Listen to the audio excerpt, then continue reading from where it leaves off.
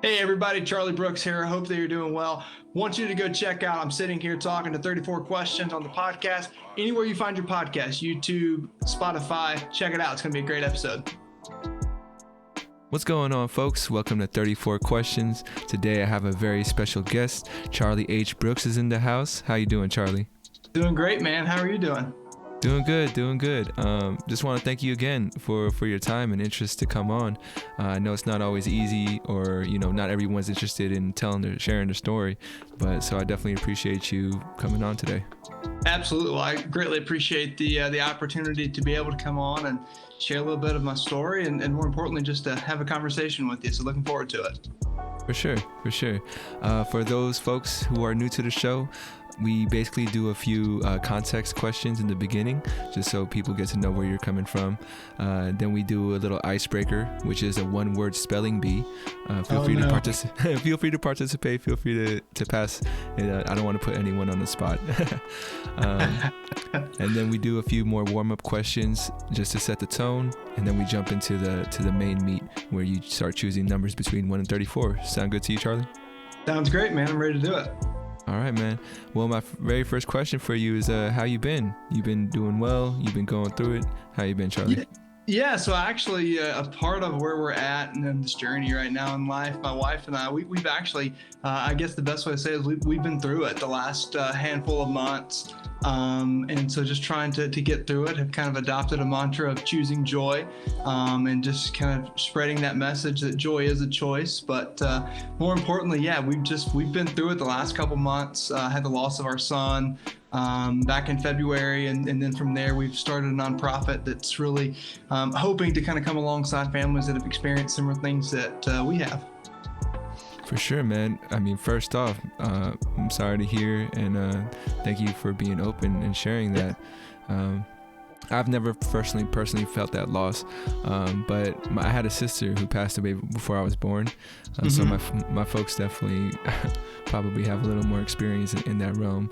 Yeah, it's been one of those things, kind of actually been really crazy, because we've encountered so many people since we've been on this journey. So, and like I said, I can dive into it a little bit here in a few minutes, but since we've been on this journey, we've had so many people that have had shared similar stories like your parents have, where they've experienced that kind of loss. And it's hard to get back through, and there really is a need to kind of share the message, just to be able to get joy. Again, like I said, that's kind of the mantra that we've anchored onto this season. My wife and I have that joy is a choice, and every morning we have to wake up and choose it. For sure. My second question for you is, why did you choose to come on to the show? For the folks who don't know, this is our first time connecting.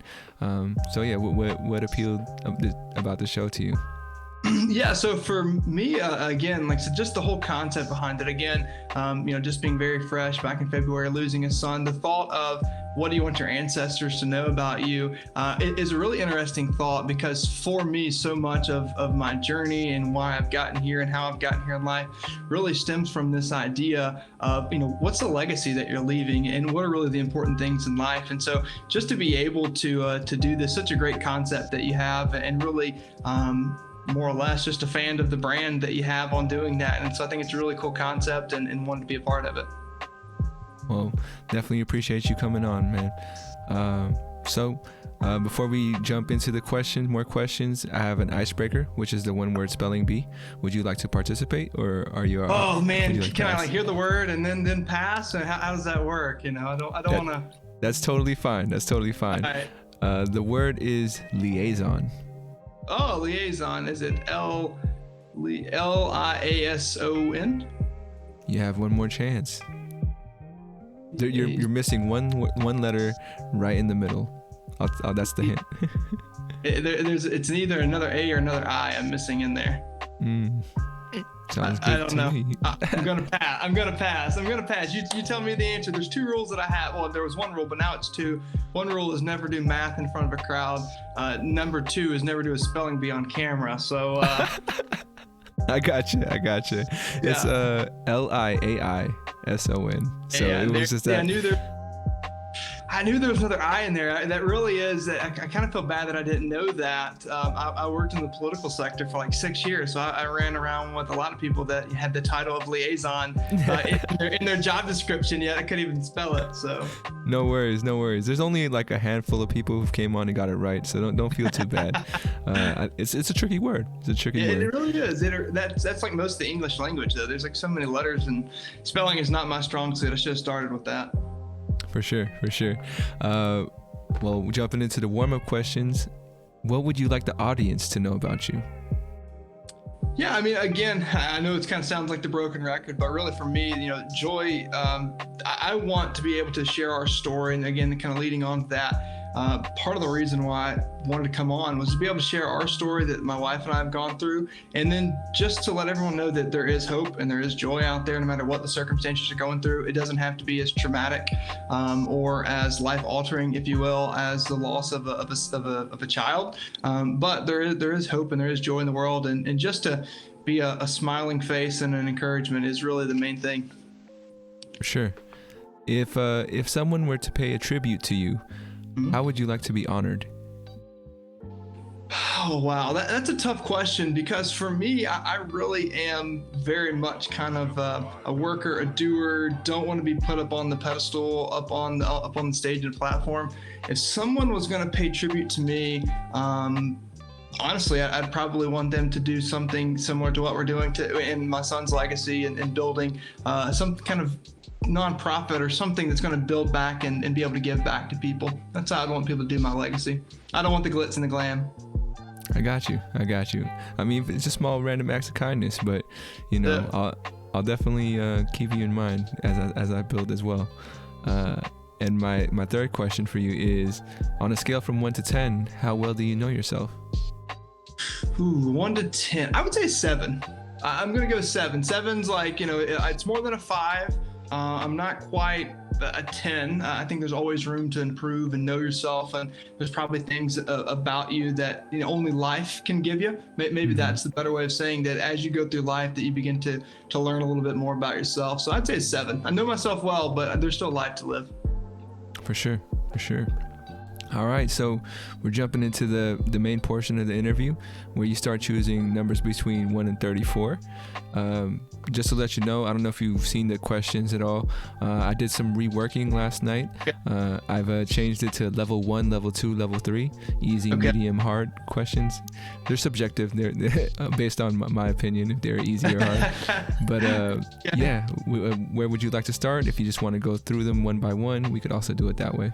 Oh man, I think I want to just kind of pick random numbers, and that way it's spiced up a little bit. Maybe we get some hard questions, maybe we get some easy questions. And again, like you said, it's your subjectivity there. So how much do we actually know of what that looks like? I'm gonna guess 1 through 34, right? Yes, sir. Let's do 12. 12. So what quote comes to mind when I ask for your favorite quote? Ooh, favorite quote.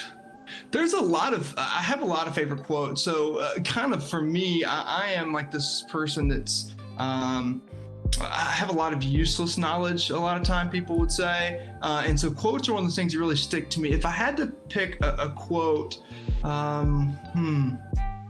the one thing, and maybe this isn't quite a quote, maybe more so just a general statement, but I was very young in my business career, and I had someone say to me, if you're the smartest person in the room, you're in the wrong room. So maybe not quite a quote, but maybe more of just a motto or a motto to live by. And so that would be the first thing that comes to mind for me, is if you're the smartest person in the room, you're in the wrong room. How has that motto kind of, I guess, affected the way you go about things? Do you, once you recognize that, or is that something where you're like, maybe I shouldn't be in this room, and you try to find a room that's a little more challenging? But yeah. I think I'm always looking to take take note of who I'm in the room with, and really, you know, that statement could go multiple different ways. You know, you look at it for what I do for work in the business world. I'm always, you know, trying to build team around me, trying to get managers and leaders that can lead departments to be able to help us build the organization that we're building. To me, if I'm the smartest person sitting in our leadership meeting today at work, the last thing on my agenda, every week we have a leadership meeting, all the department heads come together, and I'm not the smartest person in the room.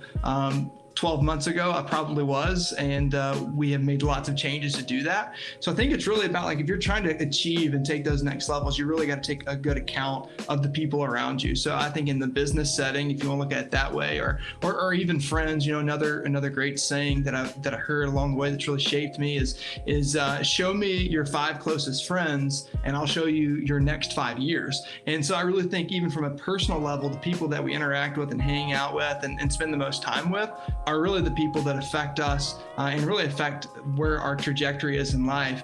And so it's really important to take account of that. And so, you know, for me, I think personally, laying it back to me, some of the goals and achievements that me and my wife and we set out for us to accomplish, whether it be business or personal, or just in general, we definitely try to find and surround ourselves with mentors and people that want to help us and invest in us. And again, that gets back to that whole thing. I'm trying to make sure, as soon as I get to the point where I can't reach out to someone else who's close to me in close proximity that can't help me, I'm ready to find a different room and get around some smarter people. I got you. I will say, though, in all fairness, it doesn't take much to get in a room and not be the smartest person for me. So I've gotten used to it over the years. So same here. Yeah. So you spoke about your nonprofit. Has that become your main hustle, or is that still something where you have to kind of balance your time? It's still very, very much balancing my time. I really feel like that's probably one of the most challenging things for me, kind of entrepreneurial at heart. Since I was in my early 20s, I've always had multiple things. I had side hustles before I knew side hustles were a thing. I think I was like in 4th grade, and I was selling wrestling action figures to other kids at school. Trying to turn some cash so I could buy the newest ones. I'm always about side hustle, right? But yeah, I mean, for me, it's the more plates that are spinning, the better off. I'm kind of also gotten to this point in my life where it's like, okay, I want to focus in on some of those things and maybe not spin as many plates, but just the way my mind works, it does that. Speaking directly, like you asked, of the nonprofit, again, our son, he passed away just in February. He was 72 days old. We had a very extensive and long NICU stay. He was in the NICU for 50 plus days. We were fortunate. We had community that kind of came around us and supported us. But what we saw while we were there is there's so many people that didn't have that community. And so we started the nonprofit. There's 3 prongs to the nonprofit. We want to come alongside families, both emotionally, spiritually, and financially, if they experience, a long, prolonged NICU stay, or if they experience the loss of an infant. Our son was 72 days old whenever he passed. So no matter what that looks like, it's still a challenge, whether your kid's, a couple days old or several years old. So no doubt. Go ahead and throw me another number. All right. See, that was 12. How about let's double it, 24.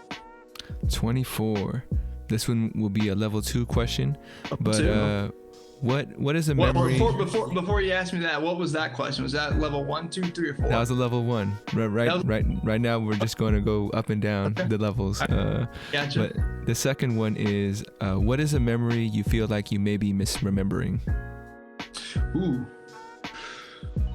A memory that I may be misremembering. Great, another great question. It's like you've practiced these questions a few times, like you've got tried and true method here.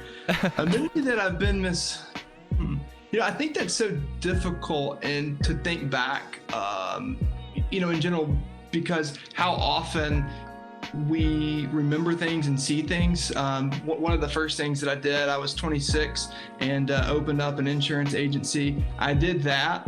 And looking back on it now, I think I may be maybe the level of understanding that I thought I had of business and what to actually do and how to make all the right decisions. I thought I had them. Looking back on that memory, I probably am totally missed the mark in so many areas. I was looking for, again, not to use the same word, but looking for joy and didn't find it with that. And I think that sometimes we can kind of over romanticize. Like for me, I know looking back, that was a pretty dark season in my life.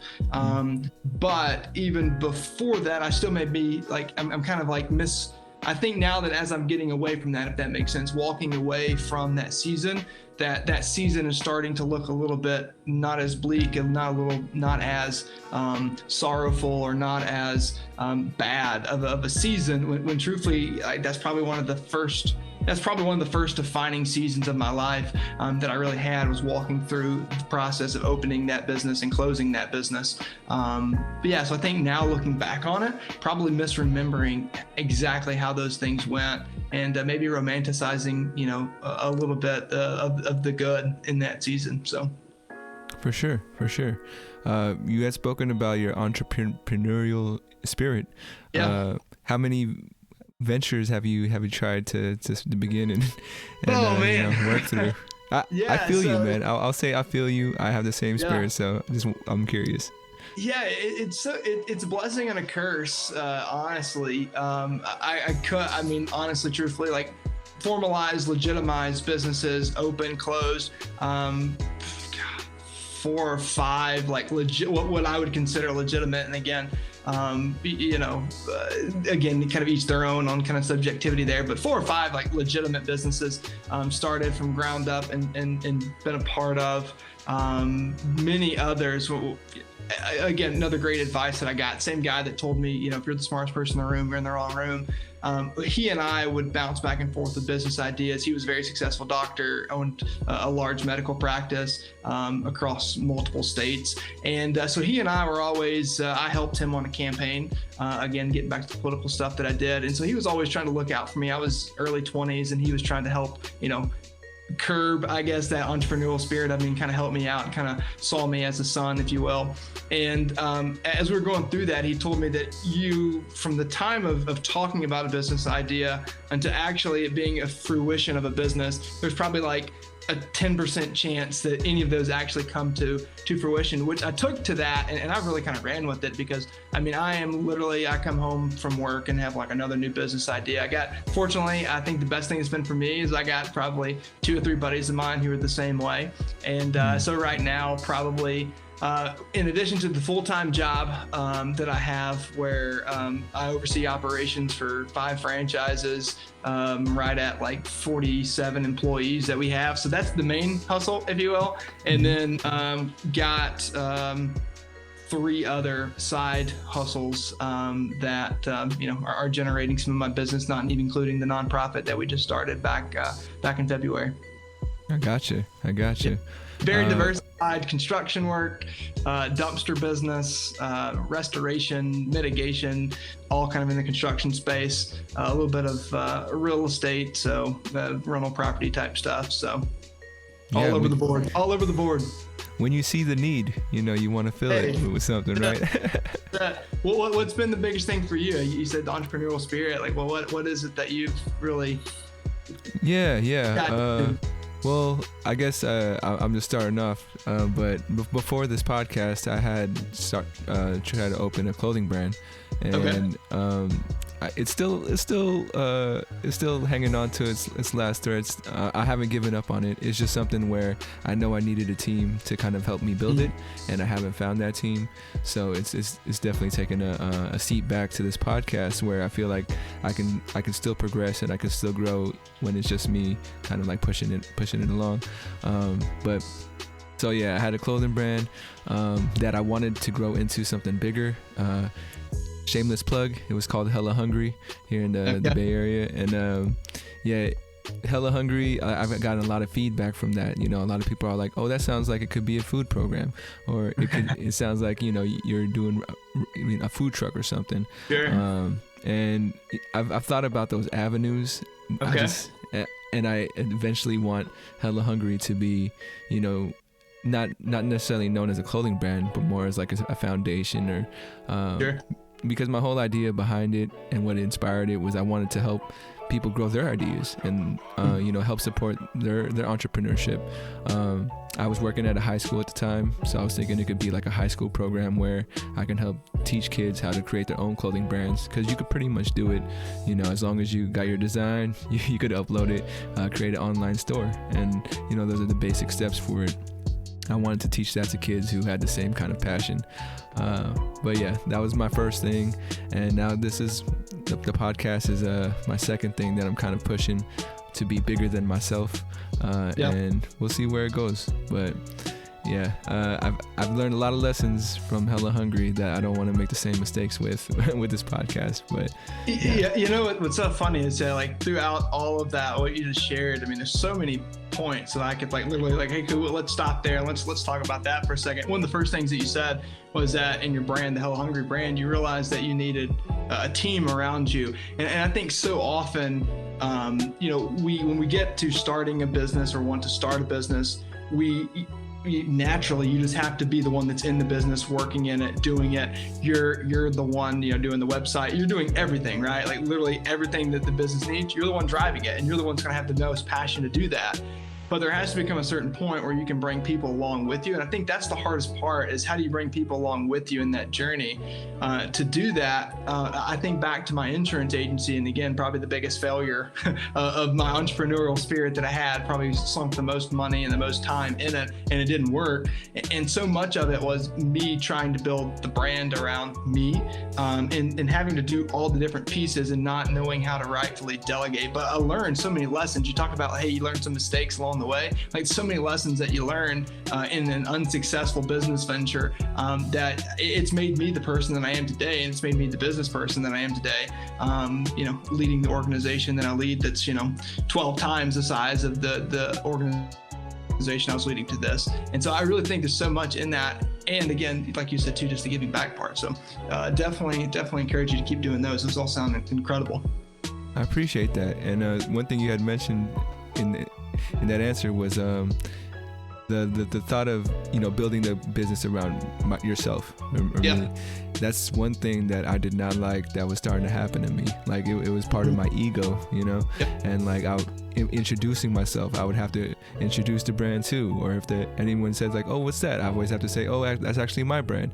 And I understand like taking ownership, but I also didn't like how I was becoming the brand and the brand was becoming me. And I wanted to separate that or find a way where like, it wasn't becoming that way, So yeah, it's so much like you're talking about that identity part. And I think that's the negative side of entrepreneurship that no one ever really talks about. Like, yeah, it's great to have drive. It's great to have hunger. I mean, I got both of those, and it sounds like you do too. But when you get to the point where you're allowing what you're trying to build or create become your identity, that's when to me, that's when I feel like, okay, your moral compass is off somewhere. This is not supposed to be self-serving if you're really building the brand that you're trying to build, and doing it for the right reasons. And again, like if you can help kids and help them come along, like there's nothing better than being able to give back to someone else and helping them exceed further than you. I mean, that's what's happened to me so far in my career, and in my personal life. People have been investing in me because they had an opportunity, someone took a chance and invested in them, and that really is the whole premise of really just a life that I try to live. For sure. Well, since we're on this topic, I wanted to ask you, what's like a common mistake that maybe we haven't mentioned already that people make when it comes to, starting their own venture? Yeah, I mean, so again, I think the easiest, two. I think that for me, again, I'm here in Tennessee is where I'm located. So opened my insurance agency, and we'll use that as a quick example. There was this thought around it, and building any kind of business, but there's this thought around it. Okay, I'm coming back. I moved after college, moved back to my hometown, opened this agency, and my family has been in my hometown for 30, 40, 50 years. So knew everyone in the community. And you obviously have this thing that everyone around you is just going to, I'm doing X, so they're going to come around me and they're going to have that community. that doesn't always happen. And again, I think it's kind of that piece of, and again, every business venture is a little bit different, but there is a sense in business that people want to make sure, like before they're willing to go buy your product or go buy from your clothing line, they want to make sure it's sustainable. Like the whole business model of like, early adopters or the people that are late adopters kind of thing. Like they're not going to go buy the stuff off the racks for you or for me, trust me as a young kid to buy their insurance from, just because I'm the newest person in town, if that makes sense. So I think just the expectation probably is setting those expectations that just because you know a lot of people or you have a lot of acquaintances doesn't mean that people are going to come in droves and knock down your doors. I think that goes no matter what kind of business you're starting, having the realistic expectations that you're still going to have to grind, you're still going to have to hustle, and prove to people, even people that that it's a quality brand or it's a quality business that provides quality service. So I think to me, that's probably the biggest one. And then again, the other thing we've already talked at length about, so I won't share any more about that, but making sure that doesn't become your identity. I think it's so easy, just like you were saying, I used to introduce myself as, hey, I'm, Charlie, XX insurance agency. Like that, to me, like that was who I became. And it really puts you in a dark place, again, if you're not careful with that. So I think that's probably the two biggest is just having realistic expectations. Maybe three. I'll give you 3 points. Biggest expectations, the community around you, not becoming your identity, and 3, thinking that you can do it on your own, which all 3 of those kind of work in there together. A good friend of mine, he shared it this way, is that what I kept missing inside of my agency was like, I was Michael Jordan. I didn't need another Michael Jordan who could go out there and sell. I needed a Scottie Pippen who could just assist and help. You know what I mean? Like, so I think that's kind of the thing where we get so often, we want everyone to be just like us that comes in and helps us with our brands or our business. And the realistic expectation is that the people that come in and are working for you, they're not going to have the same passion as you, but it's how do you harness your passion, share your vision, and actually be able to do that. So, I mean, I could go on forever. Now I'm thinking about like it's sharing vision and communication. That's another thing too, that was probably my biggest mistake. I laid out the vision, but I didn't communicate that when the vision changed, because sometimes the vision can change, or sometimes the trajectory has to change of a business because of whatever reason. If we don't communicate that as leaders, then we leave a lot of people uncertain, and no one wants to work or be a part of something that's uncertain. No doubt, man. I mean, everything you're talking about just hit me hard. It hit me hard because I had gone through those things too. I guess if I was going to ask any piece of advice, man, is how did you build your team, or like how does one start building a team? Yeah, I think again, I think the biggest thing is it's having a vision and a mission that's bigger than yourself. That's the first thing. Again, we talk about, the agency that I was trying to build. It was about me and what I could do. Now things have kind of changed. Now it's about that point I was talking about where it's how can, and this is how I start every conversation with anyone that comes to work for me, regardless of if they're a high level manager that I'm managing, or if they're a grunt person on the bottom line of our entire organization at the very bottom of the hierarchy. The first thing I always ask is, okay, thanks for coming to work here. Now, here's the next question is where do you see yourself in 5 years? And I hate that as like an interview type question, because you also have to have the realistic expectations that just because someone's coming alongside of you in a season and going to help you get to this level doesn't mean that they're going to stay with you forever. And I think it's, as business owners and business leaders and entrepreneurial type people, we can't grasp that idea that, hey, this is something I'm starting. Like everyone's going to want to come alongside me and be a part of this forever. But having those realistic expectations, that's whenever things start to change, when I began to position the conversation not about, hey, here's how you can help me as my employee, but the other way is, here's how I can help you. Let me help you accomplish what your goals are. And so, even for me, even if it's something where it's not within the industry that some of our employees want to do, but they want to better themselves in this because that's really their passion, then how can I help you over the course of the next amount of time, whatever that time may be that you're with our organization, that we can help you get those skill sets? Because if I can help you, then you're going to be more willing and want to help me. And so I think it's really just kind of that giver's gain type mentality. The more that you give, the more that you gain from it. And really adopting that and believing that, and not just being lip service, but truly saying, what are those things that you want to do? How can I better position you? How can I be open-handed as a leader and say, okay, I'm going to be open-handed as this leader. And so as you begin to give into me, I'm going to give back to you. And maybe that means relationships, that connecting you with other people in relationships. Maybe it means getting you in, I take, for example, we have 3 guys on our organization. They're very, very mid-level managers. We're in the process of hiring a manager or a leader that's going to run the entire department. Never in the history of our organization has those 3 guys or someone at that level been involved in the interview process to hire those people.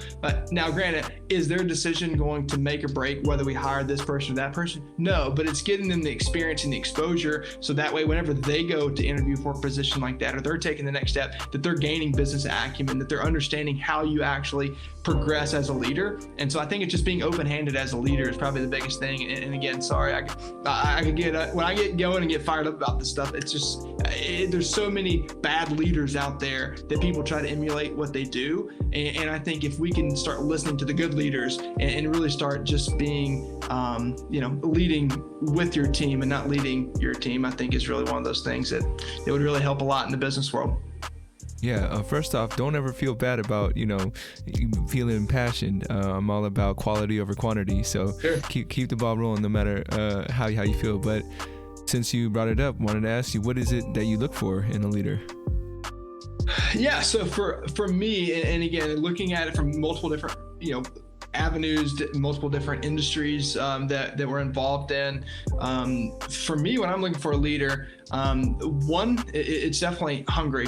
There's a great book actually by Patrick Lencioni who talks all about, I can't see it. I wear contacts, so I can't see my bookshelf this far away, but I'll have to text it back to you. That way you can make sure you put in the link or whatever for the podcast. But there's a great book by Patrick Lencioni that talks about the ideal team player. So much of that really shapes what an ideal leader is. It's someone that is a team player, of course, but more so importantly that someone that's hungry, a team player, and then someone that wants to get better. There's a certain people that they don't want to get better. I think there's potential inside of everyone. There's 2 things. I believe everyone is created on purpose and for a purpose. And so everyone has leadership abilities inside of them. Innately built within their DNA, there is leadership ability. And I think it's harnessing that the right way.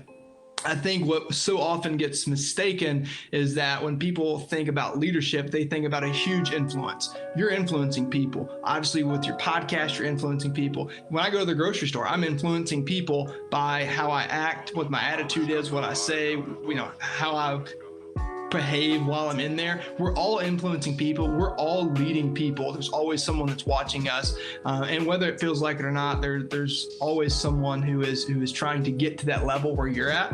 And so I think, to me, it's about finding leaders that have good qualities like that. For sure, man. I think you listed out some very important ones. Definitely send me that link or, give me that one because I'm all about it. Before we jump into the next number, I do have a couple curveballs. I don't know if you've seen that. But they're basically, there's 2 types. There's a fill in the blank or a shout out question where you actually shout someone out specifically. So would you like to do a fill in the blank or a shout out question? Well, let's fill in the blank. Fill in the blank.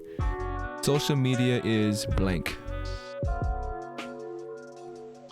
An incredible tool if used the right way. What's the wrong way? I think that so much of what there's wrong ways, obviously, to use any kind of thing, but particularly social media. I feel like that Teddy Roosevelt said that the comparison is a thief of joy, right?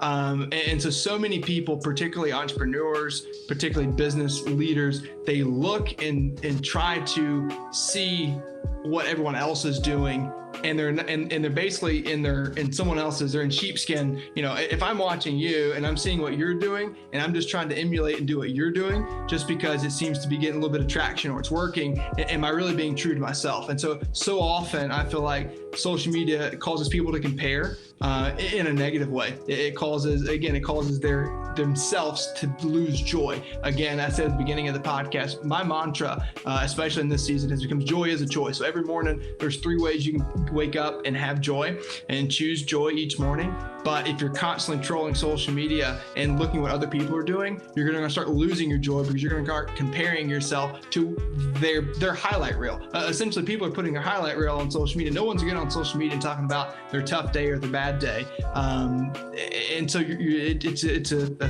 thief of comparison. There's a thief of joy. So I think that is the one part that really makes it such a negative use. When you're using it to compare and to kind of one up someone else. So I think to me that's probably the biggest way not to use it. But it's an incredible tool to gather influence. And again, like I said, everyone has influence. It's just how to use your influence.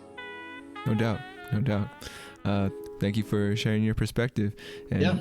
I can definitely agree. That's the hardest part of it is the comparisons, man. Just trying to stay focused on what you're doing, your goal, your reason. But then, you see everyone else's highlights and you're like, man, I want to get there. Why am I not there? Yeah. Yeah, no, and again, it's one of those things. It's something I suffer with all the time. I mean, and again, like I said, that's just being transparent. I get on there and we could have a great day at work, could close a big deal, you get a big commission check, whatever the case is, whatever. And then you get on there and someone else is, one-ups you one, they got a bigger check, and so there's always someone else that's ahead of you, and there's always people that are behind you. And we're all in a different season in life. And I think that's the hardest part that gets lost in social media sometimes. Would you say it's still possible to do business without social media, or you're pretty much you're tied to it? Also, hey, I might be hey, let's use it the right way, but I'm definitely a realist, and there is no way possible that you could do it without social media. It's so important because it allows you to tell your story, and we've talked about this, like telling your story and who you are. The whole premise behind this podcast is tell your story and what do you want people to know about you. Social media is one of the easiest ways to be able to do that and to put a name, to put a story behind a brand. And so no, I don't think it's possible at all to be able to do it without social media. I was hoping for another answer, but I understand. Hey, I'm a realist, man. Sorry. Yeah. All right, jumping into level 3. Throw me a number between 1 and 34. Man. So let's see, 12, 24, 48. We can't do that one. So let's do 8. 8. Would you say you're using your time wisely?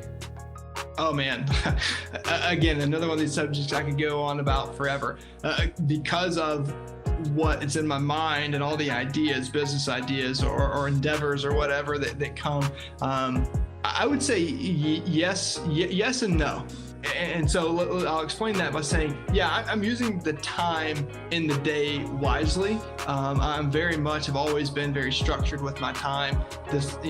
Block scheduling, I do that for just about everything. When I get to work, as soon as I get there, everything is compartmentalized. I only check emails at a certain part of the day. So using my time wisely, absolutely.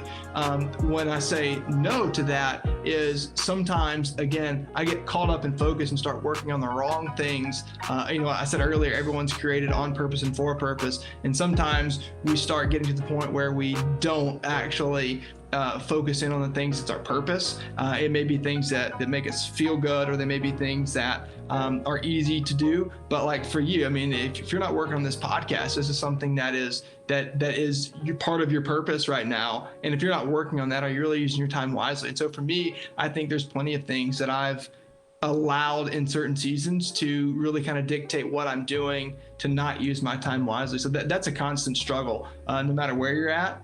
So my answer to that is yes and no. I understand, man. I mean, you had me thinking about if I'm using my time wisely. If you were talking about, this podcast is my mission, and yes, yeah. I feel most productive when I'm doing it, and then when I'm not doing it, I also kind of see the value in that balance, the balance of doing maybe something that's a little bit easier or a little more fun. And yeah, for me, the big thing is balance. I I had this week off, like I mentioned off camera, and I like dove into the deep end with this podcast. I basically tried to schedule out as many interviews as I could in a day, and I remember the first day doing it. Like by the end, I was like, man, I can see why I need to balance this out a little bit, because by the sixth conversation, I'm either, you know, dragging my feet, and I don't want that. I don't want I don't want the quality to degrade just because, you know, I didn't keep up that energy, or I didn't realize that balance. So balance to me is very important. It is, again, everything again, and the way I try to do. I'm a guy, by personality, by just who I am. I'm very much an extreme. Like I'm to one extreme or the other, and so the hardest thing for me is like moderation of everything, and that's the biggest thing, is balancing time and finding times and seasons to rest. You know, whether that be weeks or days at a time, whatever you can string together, but really getting your rest and not focusing in on doing anything is great for the balance of your, you know, mental health, spiritual health, everything. So I hear you there for sure. What would you say is something you use to keep your balance? You know, if you're not, you know, working on your ventures. Yeah.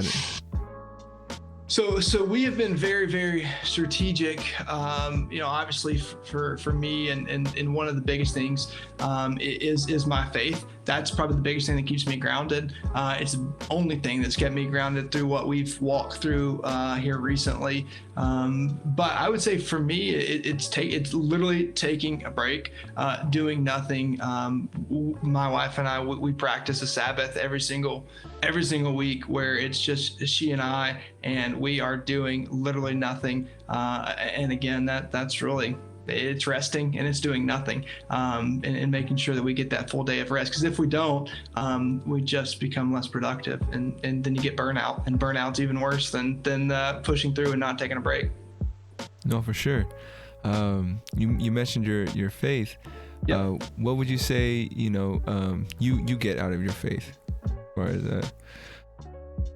Yeah. So to me, again, so much of what I have said stems from the faith that I believe. You know, for me, unapologetically, you know, I'm a Jesus guy. Throw that out there. You know, Christian by all stretch of the imagination. My wife and I, we serve on staff at a local church here in our community, and so for me, that's where everything starts. There has been seasons, and don't hear me wrong, there's been seasons where I've allowed my faith to kind of take the back shelf. But when I'm the most balanced, when I'm the most centered, when I make the best decisions, truthfully, even from a business standpoint, when I'm making the best decisions, it's whenever that relationship is right first. I mean, obviously, as a human being, you know, we're body, mind, you know, soul and spirit. And so when all of those are aligned, that's whenever you're doing the best. And so whenever my relationship, so every morning, that's part of my block scheduling. Every morning my relationship starts with reading my Bible and praying, and those two things together start my day off the way that they're supposed to start off and get me in balance. And so truthfully everything I can say stems from that relationship. For sure. And I mean, just to let you know, I am a believer. I just don't know what to call it yet, you know. Yeah. I'm just being honest with you. But absolutely. Everyone, and again, and that's the thing, and I think that's the part that so much has a negative connotation of any kind of spirituality or any kind of religion, because so many people already have come into that with preconceived notions, you know what I mean? And so I think just being open and hearing that, I think, is really the main hope. No doubt. Wanted to throw you another curveball. Right. Since you chosen to fill in the blank the first time, this next one's going to be a shout out question. Okay. But who would you say is who had the most impact on you growing up, as far as a teacher, coach, or mentor?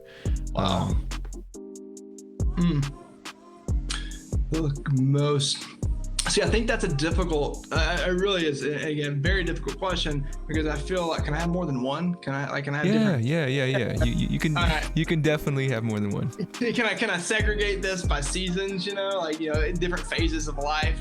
Obviously from an early age, my parents had probably the biggest hand in my upbringing. I still have a very close relationship with my parents. Everything, from everything that I do, that was the foundation. So I mean, obviously, the very primitive years, 1 to 10, no doubt, my parents really spoke into that.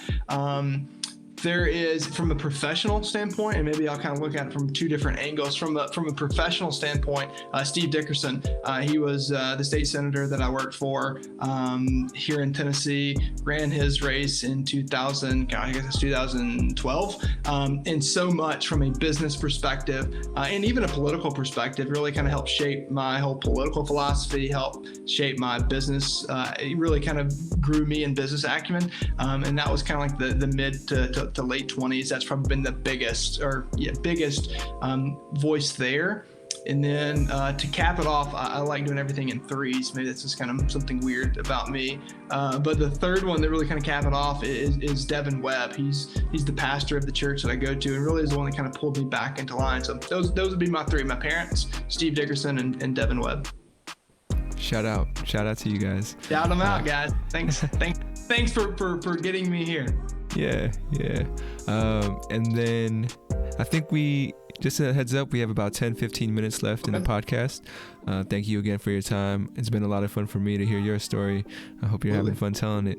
A great time. And I think we could knock out one more question in one of the levels.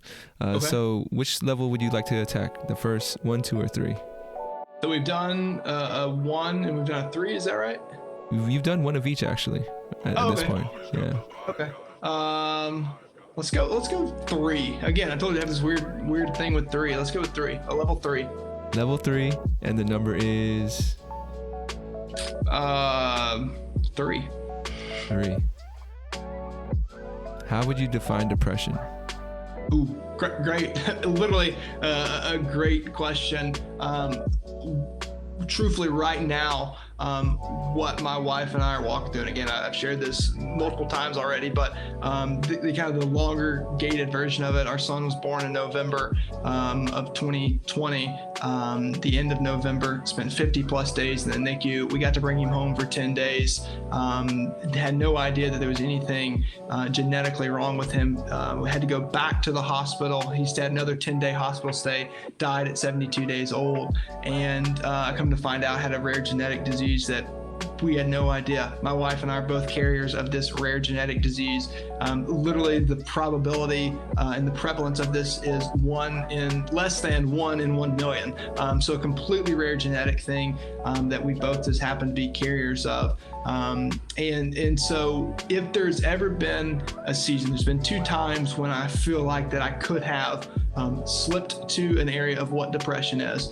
The first one would have been, again, closing my insurance agency. That, again, was the first biggest business venture that I had that didn't go well. And so by closing that, there definitely was a season where everything looked bleak, everything looked gray. For me, when I think or hear the word depression, I just see the world through black and white. Don't have full of color, don't have hope. I can truthfully say in that season, I was pretty hopeless. I hadn't met my wife at the time. We weren't dating or anything yet. And so it was really a very, very dark season. Again, leaning back to my faith allowed me to come out of that season. Ended up getting married. We had our son. Again, could easily step back into that. But it gets back to the point of, I think that depression, and again, there's so much out there that depression is a real thing. Mental health is something that should not be a taboo subject. So much of how we started our foundation, again, I talked about, we want to help them financially, we want to help them spiritually, but we also want to help them emotionally. Since our son passed, my wife and I have been going to counseling together, and that has been the single most important thing that's allowed us to walk through this season with the strength that we have. Again, our faith in Jesus has been allowing us to do that, but the counseling has helped us to be able to verbalize that. It's allowed us to strengthen our marriage, and it's allowed us to be able to take these steps and normalize what we're going through. The feelings that we have are not just made up feelings. It's not something that's abstract or crazy because we're having these feelings. These are normal feelings to have. And I think that I just heard something just yesterday at a conference. There are nine attributes that the American Psychiatry Association, or I'm misquoting that, but basically the ones that look at this and we look at the team of doctors, there's 9 of them that are 9 reasons why people are depressed. Only 2 of them are biological and genetic based. Now there is that. They have come to the point and conclusion there's these 9 things that really cause the problem and cause that. And so medication can fix those. And medication can help those. And something you have to live with. And so, we need to get out of this thing. And this is one of my biggest talking points, is that we got to get out of this understanding and idea that mental health is the taboo subject that you can't talk about. If I were to say here in Tennessee, the weather changes quite a bit. Today was abnormally cold. We actually had some frost and a little bit of flurries. Again, abnormally cold, but everyone's sinuses are all messed up. Sinus is a normal part of your body. Everyone's kind of saying, hey, I have some sinus infection. You don't look at me differently because I say, hey, I have a sinus infection and I can't breathe or I can't talk well right now. But if I say, hey, I've been struggling with something, I'm having some mental issues, then automatically people are looking at you and there's this taboo-ness around, hey, there's something wrong with him. Like there's something in the head, we got to get past that if we want to actually be able to help that. And so again, that brings me hope that the association that I quoted, like I said, there's 9 things, and only 2 of those are genetic and passed down. And again, genetics is something that's very important to me. I knew nothing about genetics up until 2 months ago, and you better believe that we're trying to figure out everything that we can about how to protect our future children. And to me, I think that if that's the case, then obviously we have to go through this point. And this is where, for me, to get out of this season, again, it's been my faith. But the second part is that it's been this internal decision every single morning to choose joy. Again, and I'll quote a little bit of the scripture as well from a Christian perspective. Throughout the entire Bible, it talks about how joy is a choice. There's actually a difference between joy and happiness. And I think so often when we're talking about this vein or in this lane of depression, that we forget that joy and happiness are not necessarily the same thing. You can still be sorrowful and still have joy when you find hope in the right thing. One of the Bible dictionaries calls joy. It gives it's close to happiness and close to gladness, but not quite. More an emotion or more a state of being than an emotion. And then it ends it with a result of a choice. And so for me, I think that's the biggest mantra that I can share, is joy really is and truly is a choice. And to me, there's 3 ways I do that every morning. 1, I make the conscious decision. It's in my brain. It starts there. I'm going to be joyful. 2, once I make that decision, the second part is I'm not going to allow the circumstances around me to affect my joy. And the third step is, for me, I have an eternal perspective. We are only but mere wind and rain, and we're fleeting. We all are going to pass at some point. And so for me, my hope and faith in Jesus allows me to have that faith that we're all eternal beings, created for that. So that gives me the hope and the joy. But again, depression is a real topic. It's a real thing. Mental health is something that we have to take seriously. So hopefully that answered your question well enough. No, it definitely did, man. That was a great answer. Thank you for sharing, and thank you for being open once again. I'm so focused in listening to the answers that I end up forgetting the questions that came up. That came up. Yeah. So I'll have to reach out to you again if I have any other questions. Please do. We've made it to the concluding portion of the podcast. I only have a few more, three or four more questions for you. Please be 3, right? We're stuck on 3, so let it be 3. Yeah, man. This next question is actually from my previous guest. Been trying to find a way to link my guests together. So this one is coming from Joe. Thank you, Joe, for your question. And it kind of builds off the depression one that you just answered. But her question is, when you were feeling at your lowest, how do you bounce back? How do you reignite that fire? Yeah, I mean, obviously, and again, I don't want to take light of anyone's situation or anything they're going through, but I am right now 2 months removed from the loss of my son, and again, I'm having this joy. Like, I know that people can experience joy, and so for me, I think that's the biggest part, is how can I share that? So I think, to me, that's how I'm bouncing back from this, is if I can be joyful, and if I can find joy in everyday life, and if I can find joy in my purpose, and there's purpose in our pain, and so we got to live through that. If I can do that, then I have to, that's what gets me up in the morning, is how can I share that with other people, to let them know, hey, you can have joy, and there is purpose, that you're going through this pain, and you were created on purpose and for a purpose, and just reminding people of that, I think, is the biggest thing, having that eternal perspective. For sure. I just want to repeat the for a purpose, and what was it, for a purpose? And everyone's created for a purpose and on purpose and for a purpose. Gotcha. I just like that, man. I'm going to be using that a lot. Hey, steal it. Here's the thing I've heard. So the first time that you say something that was borrowed from someone else, you give them credit. You